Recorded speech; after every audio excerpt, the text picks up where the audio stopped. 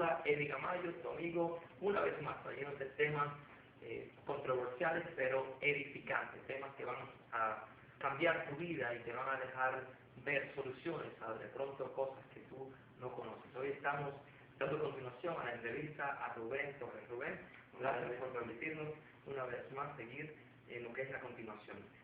Rubén, me quedé en la sección anterior haciéndote una pregunta. Lamentablemente tuve que cortar, pero ahora sí tenemos un poquito más de tiempo. Rubén, ¿qué mensaje tú tienes? Obviamente, permíteme un segundo, voy a hacer una pequeña introducción para aquellos que no nos siguieron la semana pasada. Entonces, Rubén,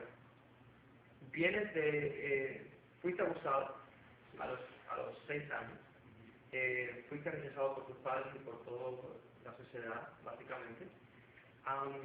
De alguna forma, seguiste haciendo esto hasta los 12 años. La pregunta que te hice fue, una vez habiendo dicho esto, ¿cómo tú crees que un padre, o que un matrimonio, que los padres en general, deban de actuar, deban de reaccionar si tienen un hijo gay, un adolescente gay? Dicho sea de paso, no estamos haciendo este programa con ánimo de degradar a nadie. Uno escoge ser. A veces la vida le escoge a uno lo que uno es, y uno puede revertir eso como lo hiciste tú. Tuviste una vida de gay, ahora tuviste una vida casado, una vida ya de hijos, un desenlace que vamos a escuchar a continuación, si el tiempo nos permite. Pero, en sí, ¿qué consejos tienes para estos padres que están pasando por esta pandemia? El primer consejo es que si uno es padre, si uno trata con el mundo, el primer consejo es amarlo. No mira la condición. O sea, si un hijo te sale... Porque el problema es que nosotros estamos marcando socialmente a este tipo de personas, lo estamos condicionando como que son algo totalmente diferente, ¿no? Es un hijo que nació de una mamá y de un papá, como nació la otra hermana, como nació el otro hijo, como hubiera sido un niño que nace con parálisis, como... Es algo bien curioso, es decir, a veces vemos a un gay y lo despreciamos, ¿no? Y vemos a alguien y sabemos que de pronto estuvo preso, fue un asesino, o un hombre mujeriego. Si hablamos de los términos bíblicos, o los términos del bien y del mal, los términos de Dios, el pecado es pecado y punto. No hay pecado intermedio, ni blanco, ni carmelita, ni... el pecado es pecado. Es pecado, y está mal. Y eso no hay que ir a la iglesia para uno saber lo que está mal, está mal. Entonces, yo creo que a veces somos un poco crueles y a veces, como decías tú, nos falta amor para recibir y para primeramente amar y recibir. Mira, acaba de decir algo que es importante para nosotros. Dios, cuando nos creó en su grandeza, aunque sabía que nosotros lo íbamos a rechazar, nos dio la conciencia. Antes de que yo conociera a Dios, mi conciencia me marcaba que mi estilo de vida no era el mejor, porque eso era lo que me chocaba a mí con la elección que yo estaba haciendo de vida. Entonces, ¿tú crees que cualquier homosexual que nos esté escuchando, porque este programa es para ustedes, porque queremos dar solución, amor, recibimiento, restauración y una mejor vida, sin ánimo una vez más de ofender a nadie? ¿Tú crees que todo gay que nos pueda estar escuchando de alguna forma siente en su conciencia que está incorrecto? Lo que pasa es que, o sea, en un resumen, que Dios a todo el mundo nos puso conciencia, y tenemos conciencia de vino, sea gay, sea heterosexual, sea ladrón, sea fornicario, o sea, tenemos una conciencia que Dios nos puso para que esa conciencia nos diga esto es bueno y esto es malo. Sin conocer a Dios. O sea, cuando nosotros conocemos a Dios, ¿qué hace? La conciencia nos revela condición de pecado. En sí la diferencia yo creo que está en las consecuencias. Y de eso también a ver si nos da tiempo, porque tienen un testimonio con tanto contenido y Dios ha hecho una obra tan linda en tu vida, que es lo que estamos brindando, ¿no? Estamos brindando y es lo que yo digo, este programa se llama casualmente Así Soy, es decir, venimos de una forma llana, de una forma real, enfrentando las problemáticas que tenemos hoy en la sociedad, y sobre todo con el ánimo de ayudar a aquellos que no son felices, que han buscado refugio porque fueron violados, porque fueron abandonados, por la razón que hayan sido. han buscado refugio en una vida que no los llena y que no los hace feliz 100%. Entonces, ¿qué tienes para decirle? Número uno, a los padres, ama y acepta a tu hijo. Amar, aceptar y comprender. Y en ese proceso van a ir trabajando juntos, porque no es el problema del hijo, volvemos al mismo punto antes. O sea, siempre estamos tratando el problema del hijo y los padres tratan de evadir su lugar de responsabilidad en el hijo y es un problema de ambos, papá y mamá trabajando con el fruto. Entonces es un problema de familia. Y no es un problema, porque nosotros lo vemos como problema porque tratamos este tema como... Es un tema más, es un todo tema el más. salud, y esto es un tema normal como antes de, si en vez de mi hijo ser homosexual o lesbiana, sería drogadicto. Se tiene que tratar en familia y resolverlo en familia y no tratarlo debajo de la mesa o escondida o como un tema tabú. Y no ha funcionado, Rubén, no ha funcionado porque hoy en día lo que es el tema, la sociedad gay ha crecido más todavía. El dolor mío y la razón por la cual estoy acá, lo que es proyectando este programa, es porque en el fondo no son felices, ¿no? Entonces queremos ayudar. En sí es, y de hecho va a salir un número, y está saliendo un número en pantalla para que usted llame para darle consejería gratis, para escuchar, para amar, para recibir, sin ánimo de condenar, porque como dijo Jesús, el que esté libre de pecado, que arroje la primera piedra, y pecado es pecado. Entonces, hay que amar, hay que comprender y aceptar. Y aceptarlo implica que mañana mi hijo, si escoge, porque a medida que va creciendo, yo voy madurando y voy tomando mis propias decisiones. Entonces, si yo decido vivir como ve, yo voy a saber que mi estilo de vida va a arrastrar consecuencias. Como que si yo decido cerrar, no, sé que mi estilo de vida va a arrastrar consecuencias. Y así como en todos los órdenes. Entonces, pero yo mientras tengo que crear ese lugar de confiabilidad en mi casa, para que ese hijo cuando esté destruido, cuando esté lastimado, cuando la vida lo golpee, él sepa que va a venir acá a un lugar de contención, no a un lugar de condenación. Y a veces los padres, en vez de cumplir el lugar de padres, sacamos a Dios del lugar del trono y nos sentamos nosotros a juzgar. Y a veces en la misma iglesia, a veces en la misma iglesia, una institución más, es la casa del Señor, le llamamos, equivocadamente porque nosotros somos casa del Señor, pero eso es para otro tema. Pero el punto es el siguiente, a veces sí decimos Dios es un Dios de amor, pero atacamos a los gays como si fueran otra raza y son personas creados por el mismo que simplemente fueron víctimas de un proceso que los llevó a hacer lo que son hoy, ¿no? Es consecuencia porque de hecho se ha probado científicamente que el ser gay es algo que se adquiere, es algo que se aprende. Es una conducta aprendida, no es genético. No se hereda, o sea, no puedo decir, yo nací gay porque mi tío era gay. No, así uno arrastra una herencia espiritual, pero no hay una genética que dice, mi tío era gay, entonces genéticamente, biológicamente yo soy lo mismo. No, es un concepto, está revalidado por los médicos, no es un concepto válido. Eso desbarata cualquier argumento de eso. No es yo nací gay no. y ¿sabes?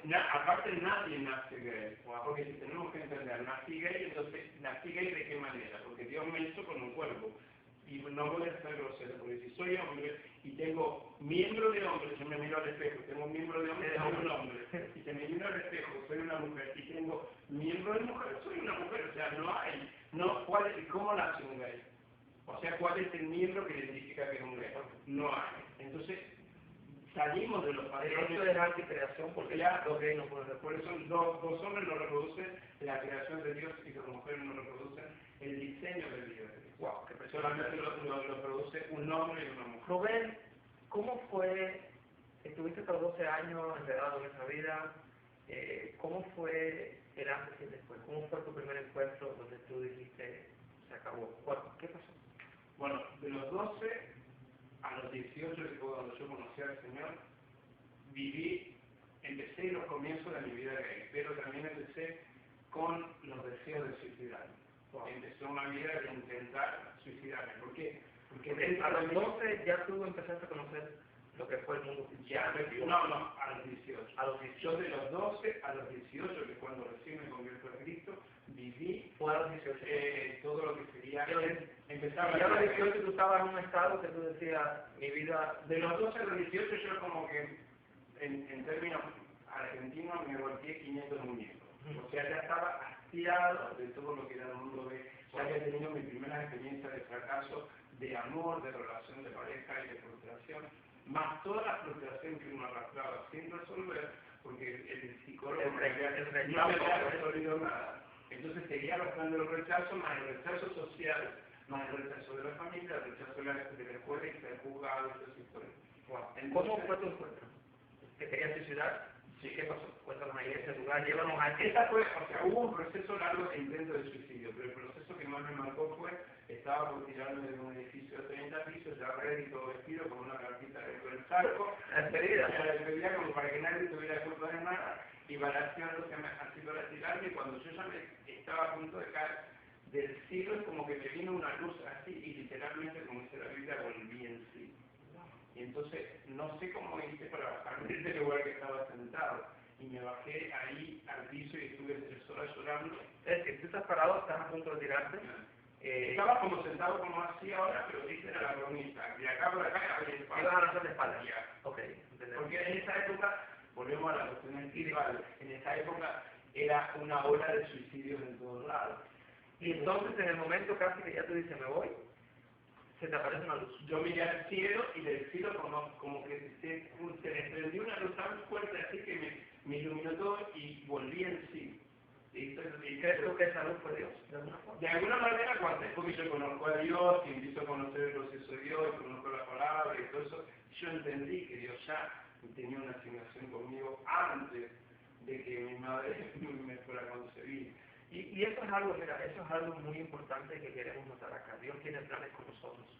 A veces que lo desconozcamos es otro tema, pero la verdad es que Dios tiene un propósito con nosotros y dice que nos formó, nos conoció desde antes que estuviéramos en el vientre de nuestra madre. Es decir, Dios crea nuestro ser, seamos hombres, seamos mujeres.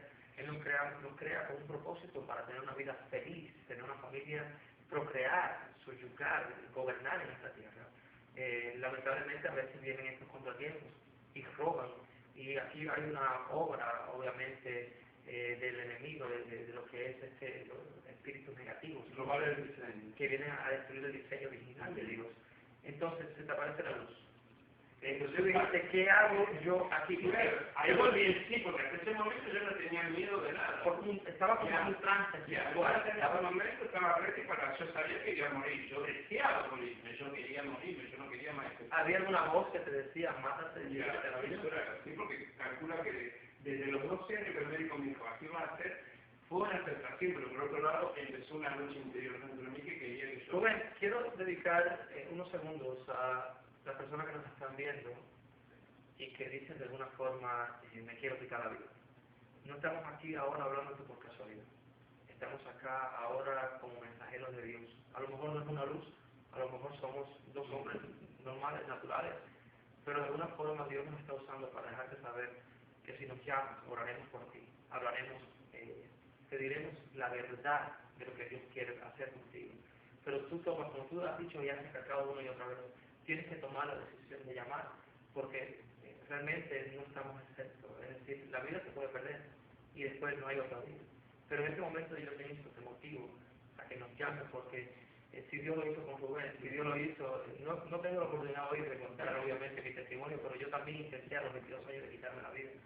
Y Dios me libró de esa muerte. Y hoy Dios me está librando, pero necesitamos que nos llamen, porque queremos de una forma llena de amor, no importa cuál sea el problema, queremos orar por ti. Y hay solución a través de Jesucristo. Rubén, vino lo que fue la luz. Tú dijiste, ¿qué hago aquí arriba?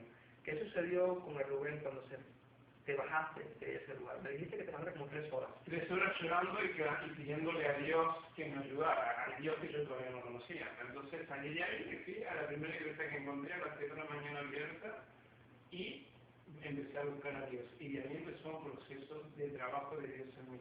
En ese proceso, mi mejor amiga, que hacía un mes que se había convertido al Señor.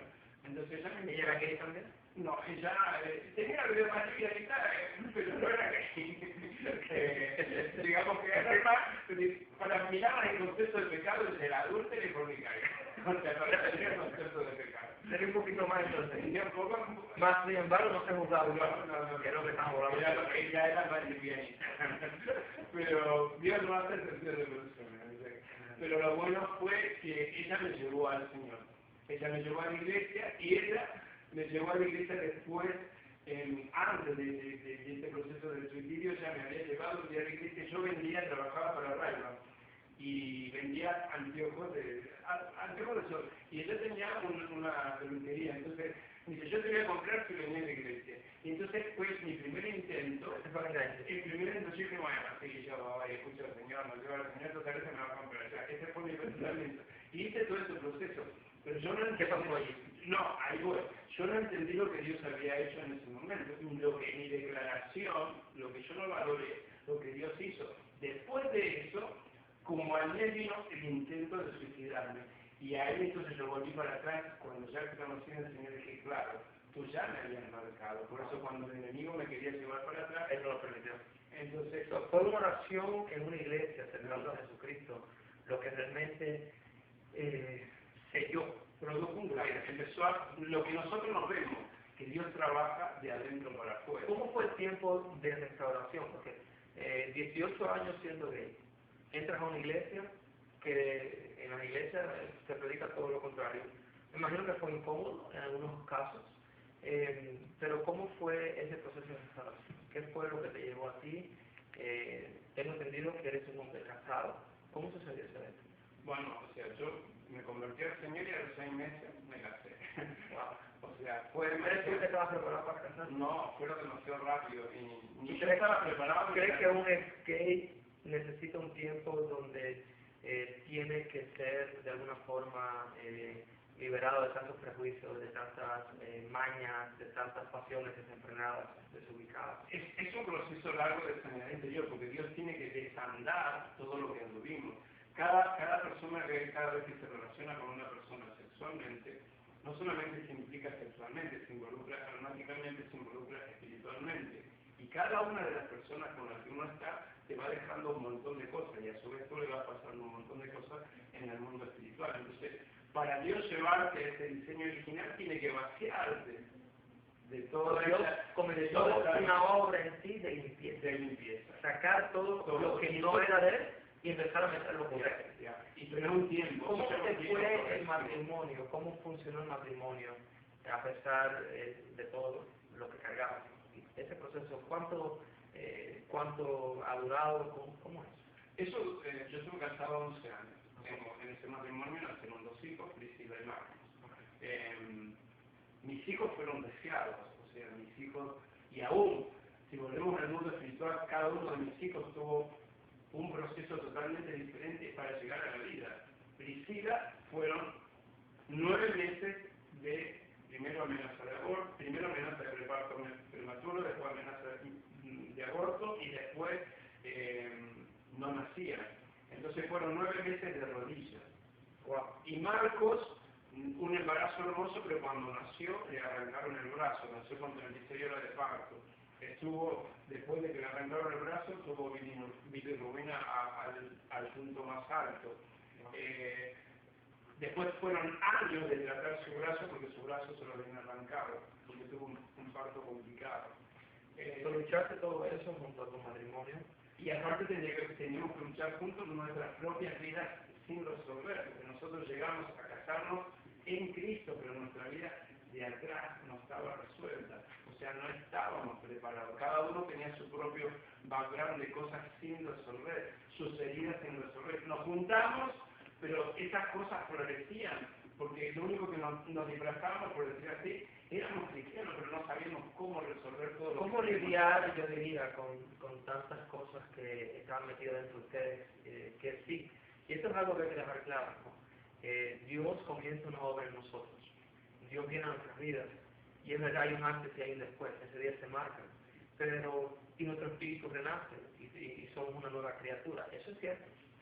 Más, por experiencia propia, yo, lo que era una vida que tenía de ser un hombre mujeriego, callejero, en la calle, pues, me di cuenta que tomó un tiempo donde Dios comenzó, como decir, a vaciarme para meterlo nuevo. Y lo que me agrada y más me enamoró a mí de mi Señor Jesucristo fue que Él nunca me dijo, tienes que cambiar para venir a mí.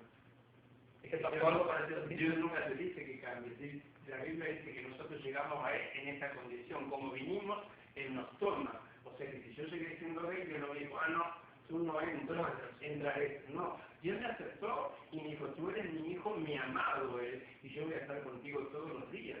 Hay una anécdota que me impactó más de lo que tú te imaginas.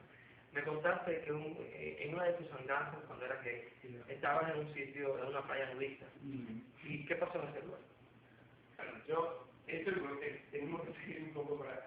Pero en este proceso... Esta anécdota, esto, queridos televidentes, tiene que seguir más adelante porque aquí hay mucha tela para contar, pero ¿qué pasó ahí entre tú y Dios? Yo estaba viviendo, ya había conocido al Señor, ya me había divorciado y estaba viviendo nuevamente el pecado. Y Dios estaba trabajando, aún yo tenía que seguir limpiando cosas que estaban en, porque la Biblia dice que yo debo aborrecer el pecado. Y yo dentro de mí todavía no lo aborrecía. Entonces Dios permitía que yo me diera ciertos lujos, por decir así, con mi vida y con mi carne.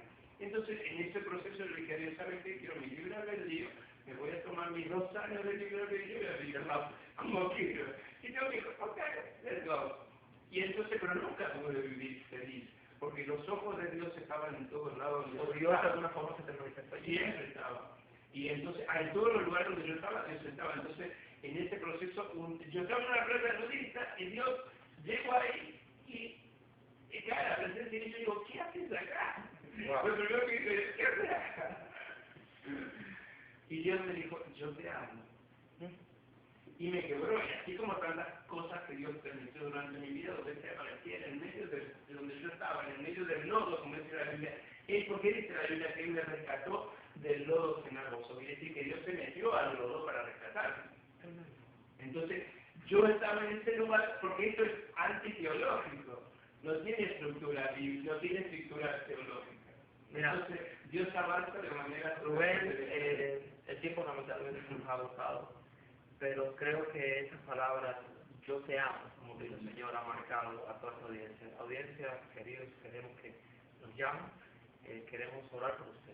Sé que estas palabras han llegado, quisiéramos tenerte de vuelta porque hay mucho para hablar, para seguir. Quisiéramos dar continuación de este tema. Pero por el momento tenemos que despedirnos, lamentablemente se despide usted, Eddie Gamayo, un servidor, junto a Rubén. Rubén, gracias por estar acá. Hasta la próxima y nos seguiremos viendo. Ok, quiero decir